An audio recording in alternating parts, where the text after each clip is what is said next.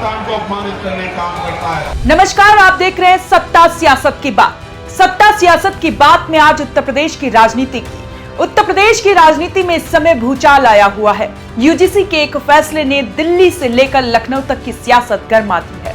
जहां एक तरफ विपक्ष से दलित पिछड़ा विरोधी बता रहा है, वहीं आजाद समाज पार्टी के मुखिया चंद्रशेखर आजाद ने एक ऐसा स्टैंड लिया है जिसने सबको हैरान कर दिया है। क्या चंद्रशेखर आजाद की ये राजनीति जाति की नई हवा दे रहे हैं या फिर इस विरोध के पीछे कोई गहरा संवैधानिक गणित है? आज करेंगे इस पूरी खबर की पड़ताल। आप बने रहे हमारे साथ।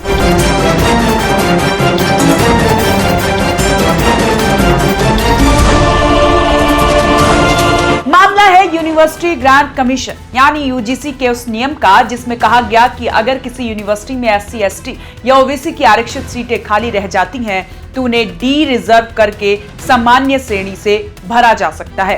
विपक्ष का आरोप है कि आरक्षण को खत्म करने की साजिश है, लेकिन यहाँ चंद्रशेखर आजाद का गुस्सा किसी और बात पर है।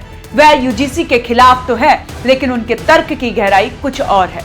वह कह रहे हैं कि बैकलॉग यानी कि पुरानी खाली सीटें को भरने में जानबूझकर देरी की जा रही है ताकि बाद में उन्हें खत्म किया जा सके। अब सवाल आता है कि चंद्रशेखर इस मामले में इतने आक्रामक क्यों हैं? पेंडिंग केसेस का अंबार। चंद्रशेखर का दावा है कि विश्वविद्यालय में दलितों और पिछड़ों के हजारों पद सालों से खाली पड़े हैं। प्रशासन जानबूझकर कहता है कि योग्य उम्मीदवार नहीं मिले। नई नीति का विरोध। चंद्रशेखर इस बात पर भी भड़के हुए हैं कि अगर सीटें नहीं भरी गई तो उन्हें जनरल कैटेगरी में क्यों डाला जाए।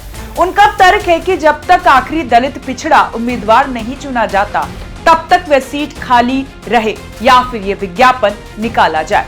युवाओं का आक्रोश। चंद्रशेखर जानते हैं कि उनका कोर वोटर शिक्षित युवा है।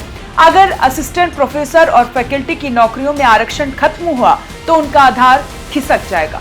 आलोचक कह रहे हैं कि चंद्रशेखर हर मुद्दे को जाति के चश्मे से क्यों देखते हैं?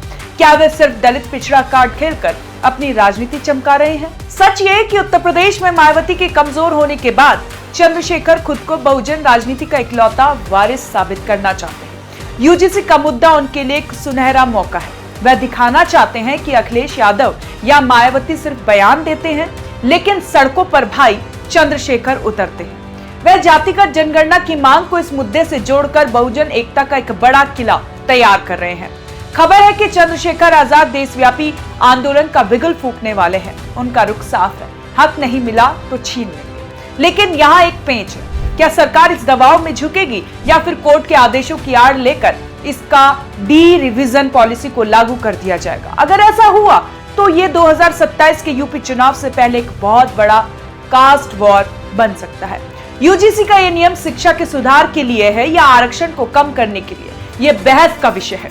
लेकिन चंद्रशेखर आजाद ने जिस तरह से इस मुद्दे को लपका है, उसने बीजेपी और समाजवादी पार्टी दोनों की नींद उड़ा दी है। आपको क्या लगता है, आरक्षित सीटों को जनरल सीटों में बदलना सही है?